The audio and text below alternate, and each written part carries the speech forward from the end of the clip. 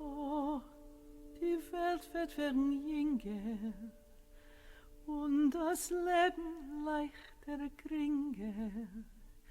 Jeder Klager wird singen, werden Brüder bald. Jeder Klager wird singen, werden Brüder bald. Oh, die Welt wird werden schöner,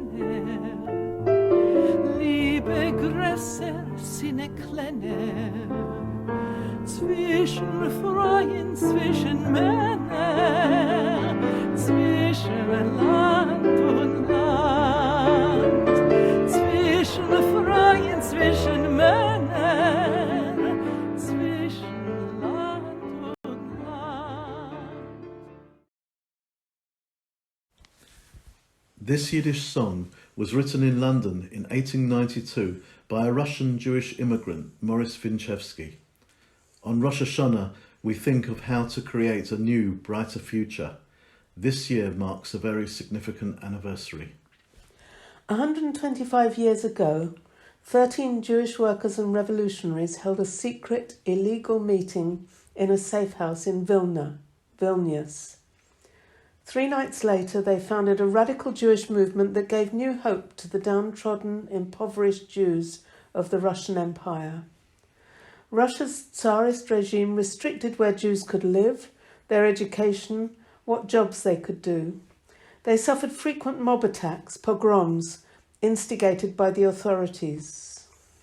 This new movement inspired ordinary people to fight for freedom and dignity, and not only for Jews. It promised a better future, not by separating Jews from non-Jews, nor by uprooting Jews to Palestine, but through collective struggles for justice and equality where they lived.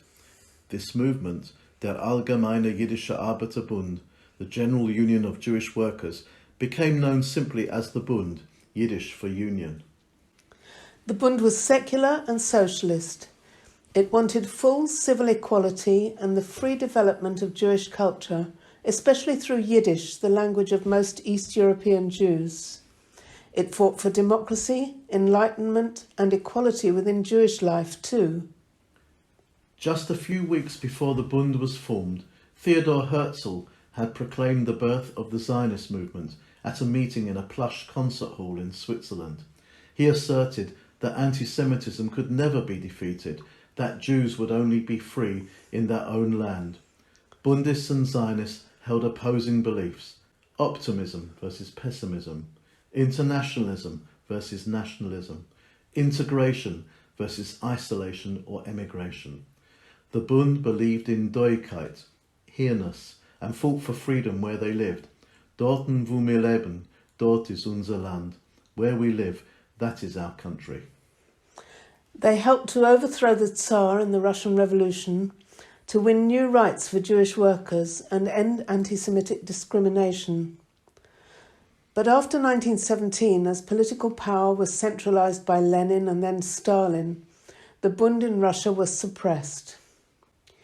In 1930s Poland, home to 3 million Jews, the Bund led workers' struggles and resistance to anti-Semitism.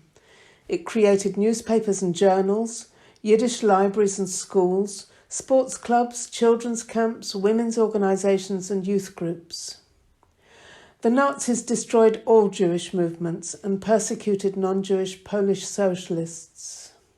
Millions of Jewish lives were reduced to ashes, but the Bund's ideals could not be eradicated. Across the world today, groups of Jewish socialists are reviving and building on them. In this anniversary year, when Jewish nationalism survives only through further dispossession, occupation and oppression of the Palestinians. When self-proclaimed Jewish leaders desperately attempt to stifle progressive Jewish voices. When young Jews want to strengthen links with other minorities. When there is renewed enthusiasm for Yiddish culture and other Jewish languages. When Jews and non-Jews need socialist solutions to economic and climate crises. The Bund's ideas inspire us right here, right now. Soll leben der Bund. Long live the Bund. Happy New Year from the Jewish Socialists Group.